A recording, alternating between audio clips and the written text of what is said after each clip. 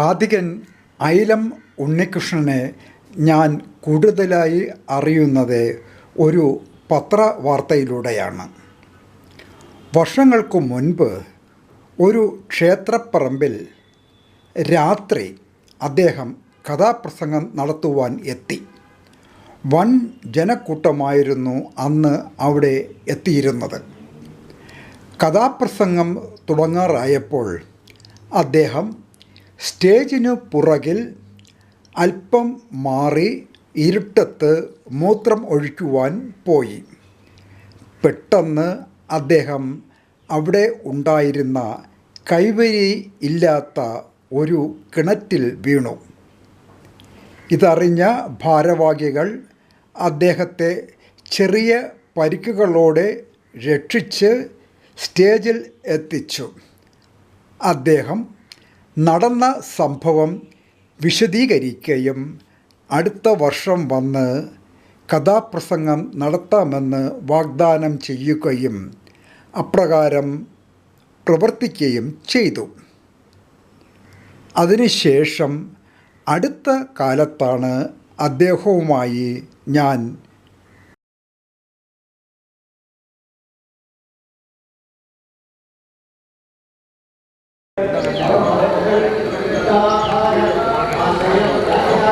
ഏതെങ്കിലും ഒരു കഥാപ്രസംഗ ഭാഗത്ത് ചക്കയെപ്പറ്റി പറയുന്നുണ്ട്? ഏതെങ്കിലും കഥാപ്രസംഗത്തിനിടയിൽ ചക്കയെപ്പറ്റി പറയുന്നില്ല. പക്ഷേ ചക്ക എന്ന് പറയുന്നത് നമ്മുടെ നിത്യോപയോഗ സാധനങ്ങളിലൊന്നായി മാറിക്കഴിഞ്ഞിരിക്കുന്നു. പണ്ട് കാലത്തൊക്കെ എന്ന് പറയുമ്പോൾ ചക്കയൊന്നും അങ്ങനെ കൂടുതലായിട്ട് ആൾക്കാർ ഉപയോഗിക്കില്ലായിരുന്നു. ഇന്നിപ്പോൾ ചക്കയുടെ മുള്ള് കഴിഞ്ഞാൽ ബാക്കിയുള്ള എല്ലാ സാധനങ്ങളും ഇടയ്ക്ക് തന്നെ യൂട്യൂബിൽ ഞാൻ കാണാനിടയായ 100-ൽ കൂടുതൽ വിഭവങ്ങളാണ് ചക്കയിൽ നിന്ന് ഉൽപ്പാദിക്കുന്നത്. പിന്നെ അതുപോലെ തന്നെ നിരവധി രോഗങ്ങൾക്ക്, ക്യാൻസർ അടക്കമുള്ള രോഗങ്ങൾക്കെല്ലാം തന്നെ പ്രതിവിധി ചക്കയാണെന്നാണ് മറ്റേ ശാസ്ത്രജ്ഞന്മാരുടെ അഭിപ്രായം. അപ്പോൾ അതുകൊണ്ട് ചക്ക ഇന്ന് നമ്മുടെ ജീവിതത്തിലെ ഒരു നിത്യ ഉപയോഗ സാധനമായി മാറിക്കഴിഞ്ഞു.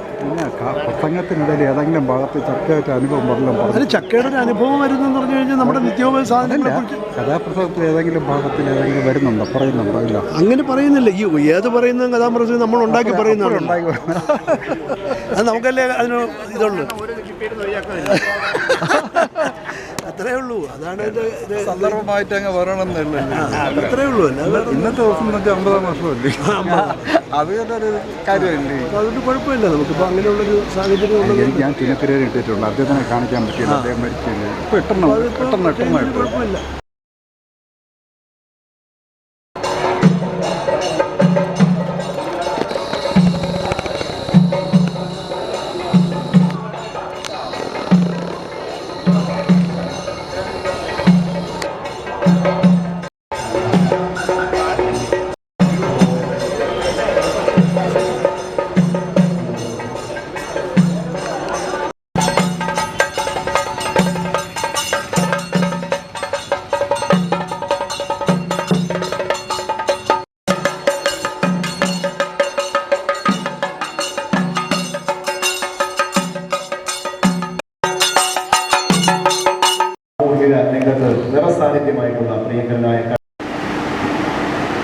ശ്രീ ഐലം ഉണ്ണികൃഷ്ണനെ അനുമോദിക്കുന്നതിന് വേണ്ടി, അദ്ദേഹത്തിന് പ്രത്യേകിച്ച് സ്വീകരണം നൽകുന്നതിന് വേണ്ടി ചേരുന്നതായിട്ടുള്ള സമ്മേളനമാണിത്.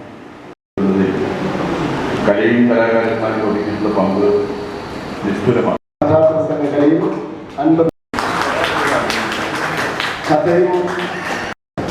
പ്രിയപ്പെട്ട ഐലം ഉണ്ണികൃഷ്ണന് പ്രശസ്തി പത്രം പ്രിയങ്കരനായിട്ടുള്ള നെയ്യാറ്റിൻകര നഗരസഭ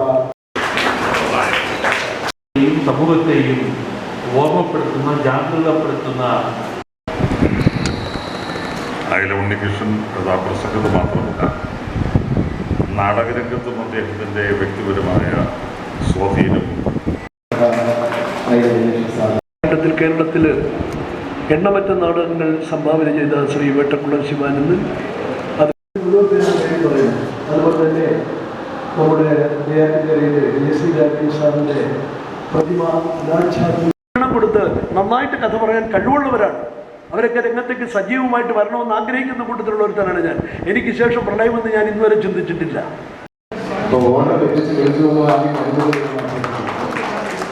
പ്രിയപ്പെട്ട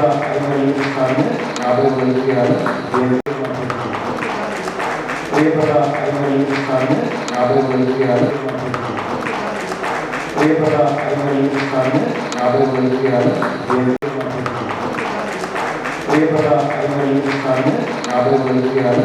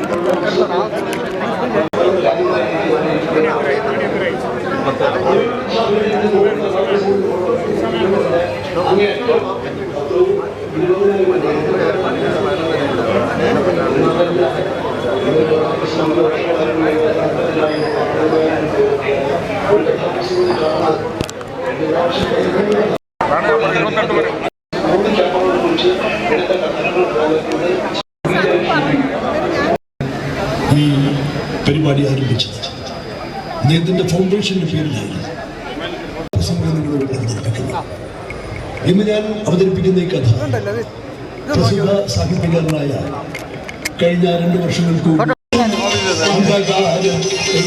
അടിമത്തം കൊടികുത്തും കാലഘട്ടത്തിൽ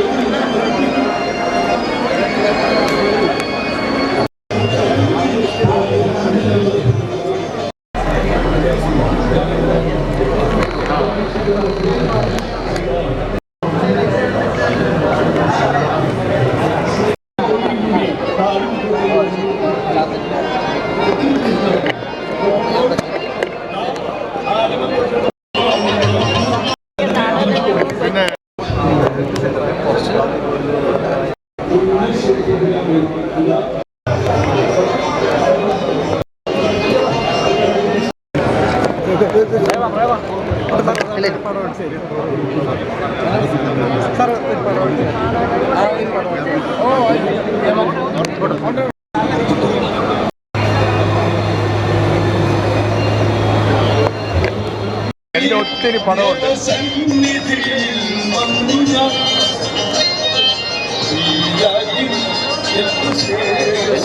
അരങ്ങനെ വെച്ച് ലാഭേട്ടനോട്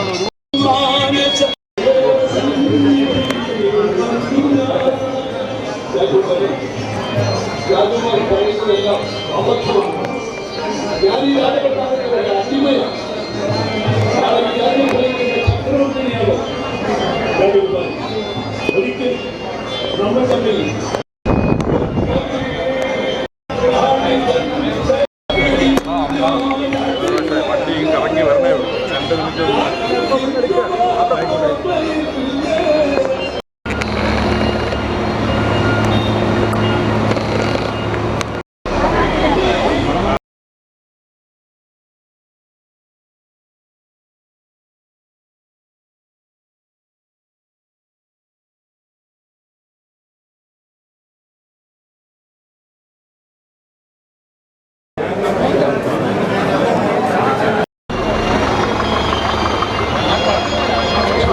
ഈ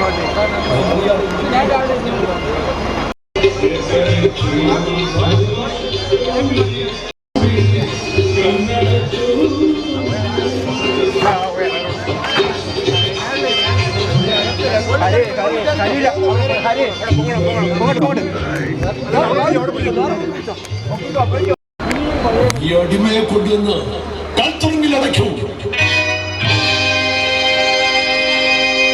സുൽത്താൻ എന്റെ മകളുടെ മുടിക്കുത്തിൽ കുത്തിപ്പിടിച്ചു. വാപ്പാ വിളിക്കരുത്.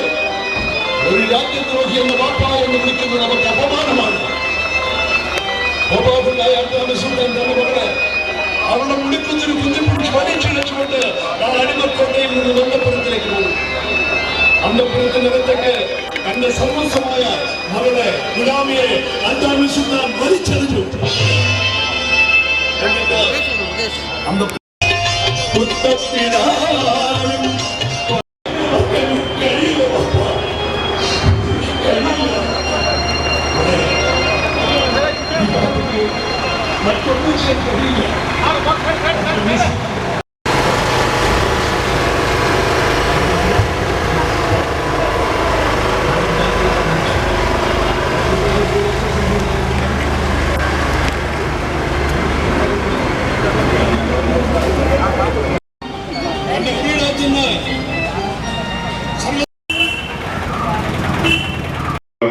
ഇവിടെ ഭർത്താവ് റിട്ടയർമെന്റ് കഴിഞ്ഞ ഉടനെ പൈസ പിടിച്ച് നാടകസമിതി കൊടുക്കണം. ഞാൻ പറഞ്ഞ ദൈവമായി സംബന്ധിച്ച് കൊടുത്തില്ല, നാടകസമിതി കൊടുക്കും, രക്ഷപ്പെടുന്നില്ല. അപ്പൊ എന്നിട്ടും 2 തിയേറ്ററുകൾ ധൈര്യം കൊണ്ടുപോയി വിജയിച്ച ഒരാളാണ് ശ്രീ ഉണ്ണികൃഷ്ണൻ. ഉണ്ണികൃഷ്ണനെ കുറിച്ച് ഒരുപാട് കാര്യം കൊണ്ട് നിങ്ങൾക്കെല്ലാം ഒരുപാട് പറയാനുണ്ട്.